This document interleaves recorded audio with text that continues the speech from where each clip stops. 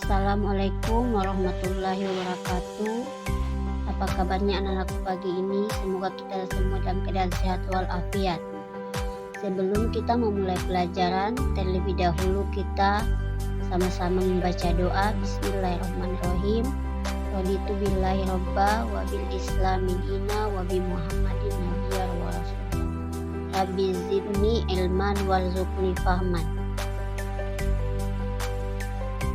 Anak-anak, pada pagi ini kita akan mempelajari materi tentang mengenal kitab-kitab Allah Subhanahu wa Ta'ala.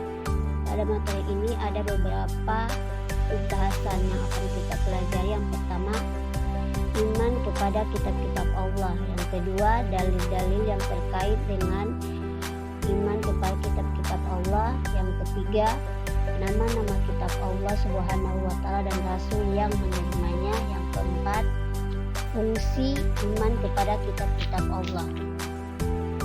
Yang pertama, iman kepada kitab-kitab Allah Subhanahu wa Ta'ala. Pengertian iman.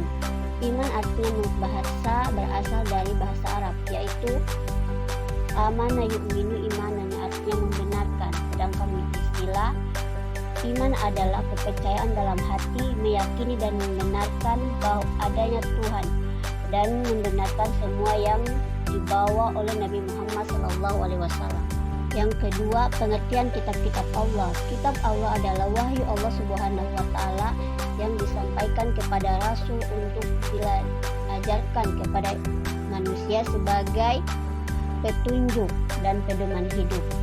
Jadi iman kepada kitab-kitab Allah Subhanahu wa Ta'ala adalah mempercayai dan meyakini dengan sepenuh hati bahwa Allah Subhanahu wa Ta'ala telah menurunkan kitab-kitabnya kepada Rasul yang berisi wahyu untuk disampaikan dan diajarkan kepada umat manusia. Yang kedua, dalil-dalil nakli yang berkaitan dengan iman kepada kitab-kitab Allah Subhanahu wa Ta'ala. Salah satunya yaitu yang terdapat dalam Quran surat An-Nisa ayat 136. Allah Subhanahu wa Ta'ala berfirman, Bismillahirrahmanirrahim. Ya ayyuhallazina amanu billahi wa rasulihi wal kitabil ladzina nazzala ala rasulihi wal kitabil ladzina anzala min qabl. Wahai orang-orang yang beriman, tetaplah kamu sekalian beriman kepada Allah dan Rasulnya dan kepada kitab yang Allah turunkan kepada Rasulnya dan kitab-kitab yang diturunkan sebelumnya. Quran surat An-Nisa ayat 136. Yang ketiga, nama-nama kitab Allah Subhanahu wa Ta'ala dan Rasul yang menerimanya. Di antara kitab-kitab Allah Subhanahu wa Ta'ala yang wajib kita imani ada 4, yaitu kitab Taurat. Kitab Taurat diturunkan Allah Subhanahu wa Ta'ala kepada Nabi Musa alaihissalam sebagai pedoman hidup Bani Israel. Yang kedua, kitab Injil. Kitab Injil diwahyukan oleh Allah Subhanahu wa Ta'ala kepada Nabi Isa alaihissalam. Yang ketiga, kitab Zabur diturunkan kepada Nabi Daud alaihissalam. Dan yang terakhir adalah kitab Al-Quran.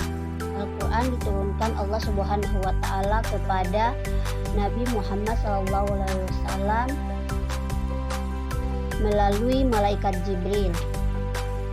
Yang keempat, fungsi beriman kepada kitab-kitab Allah Subhanahu wa Ta'ala. Di antara fungsi beriman kepada kitab Allah Subhanahu wa Ta'ala, yang pertama, mempertebal keimanan kepada Allah Subhanahu wa Ta'ala. Yang kedua, memperkuat keyakinan seseorang kepada tugas Nabi Muhammad SAW karena dengan meyakini kitab-kitab Allah Subhanahu wa Ta'ala.